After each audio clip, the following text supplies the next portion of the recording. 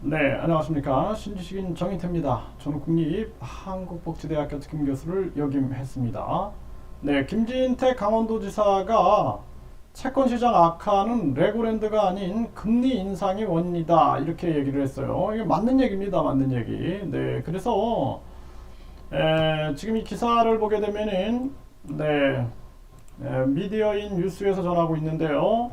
네, 김진태 채권시장 악화는 레고랜드가 아닌 금리 인상이 원인이다라는 거예요. 금리 인상. 네, 그래서 지금 이 민주당에서는 아전 인수식 발언이다, 아연 실색을 했다, 이런 얘기를 하고 있는데요. 이거는 잘 판단을 해야 되는 겁니다. 지금 일단은 우리나라 정치인들이 국제 정세를 잘 읽어내야 돼요. 지금 우리가 사실상 이 한국은행 총재가 그런 얘기를 했어요. 이 한국은행은 정치권으로부터는 독립되어 있지만 연준으로부터는 독립되어 있지 않다, 이런 식의 발언을 했는데, 그러니까 우리가 지금 미국이 금리 인상을 하면서 한국이 급격한 금리 인상을 한 게 문제입니다.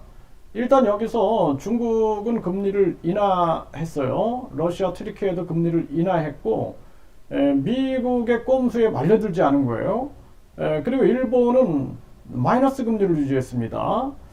그래서 우리가 이 북한 공산당이나 중국 공산당에 강하게 우리가 맞서야 됩니다. 그런데 어떤 나라든지 간에 우리 국익을 훼손한다 그러면은 냉철한 이성을 가지고 바라봐야 돼요.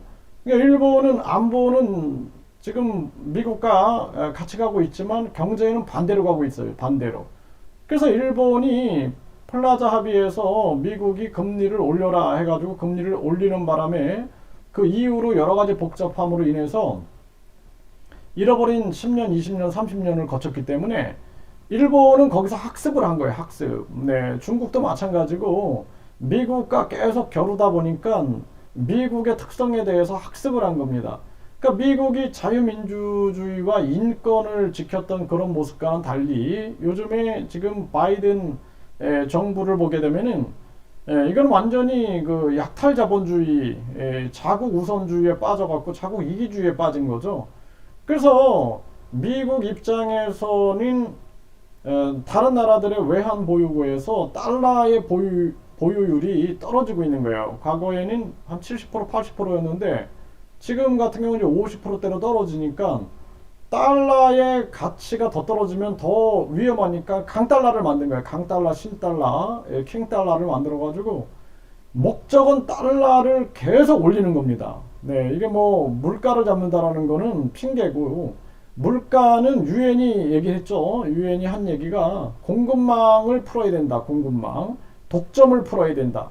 근데 미국이 에너지를 독점하고 러시아 우크라이나 전쟁이 터지니까 이 유럽으로 에너지 공급이 안 되니까 미국이 이 가스를 4배 비싸게 팔다가 유럽이 반발하고 결국에는 우크라이나 전쟁으로 인해서 미국만 돈 버는 거 아니냐.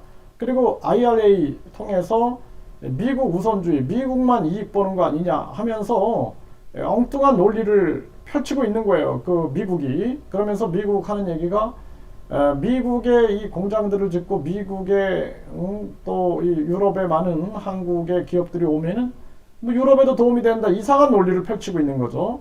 그러니까 이제 유럽이 지금은 안 속는 거예요. 그래서 미국이 급격한 금리 인상을 하고 급격한 금리 인상을 하면은 당연히 충격이 올 수가 있죠. 그러니까 메이드 인 아메리카로 안전장치를 만들어 놔서 한국의 삼성, 현대, LG, SK 등등이 바이오 생명과까지 미국에 투자하게 만들고, 뿐만 아니라 유학생 유치, 그 기술자들을 이제 확보하는 거죠. 뿐만 아니라 부자들에게 투자 이민 비자를 주겠다. 그러니까 한국은 이제 상속세 증여세가 있는데 미국은 167억 이하로는 없으니까 부자들을 투자 이민으로 더 끌어당기고 있는 거예요. 그러면서 자기들이 공급망을 독점하고 기축통화를 독점하고 4차 산업을 독점하기 위한 하나의 계획이었다라는 거죠. 그래서 이제 일본은 마이너스 금리를 유지하고 중국은 금리를 내리고 있는 상황에서 한국만 금리를 급격하게 인상을 한 거예요. 한국만. 그게 가장 큰 문제였다라는 거예요. 그래서 급격한 금리 인상을 하니까 돈줄이 다 말라버린 거예요. 돈줄이. 네, 그게 큰 문제입니다.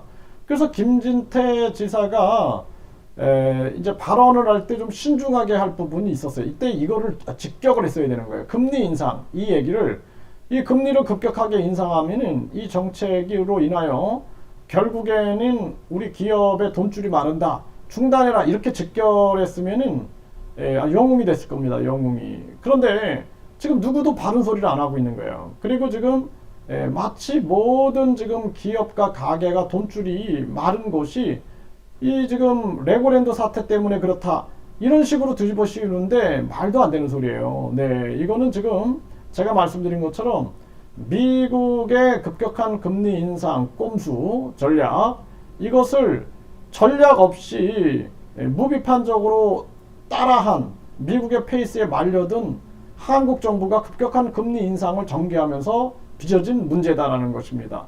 그래서 지금도 정신을 못 차리고 있어요. 유럽은 이제 정신을 차렸는데 지금도 한국 정부 정신 못 차리고, 바이든 왔을 때 마크롱처럼 직격탄을 쏴가지고 이렇게 하면 안 된다라고 해야 되는데, 완전히 이거 뭐 미국의 애완견이 되는 건지, 네, 미국의 뭐 바이든에게 팔짱 끼고 사진을 찍는다든지, 또는 뭐 바이든이 준 선글라스 쓰고, 이게 참 뭐 하는 건지 모르겠어요. 이 마크롱이나 독일이나 네덜란드가 어떻게 하는지, 지금 일본이나 중국도 어떻게 하는지 경제적인 측면에서 우리가 얘기하자라는 겁니다.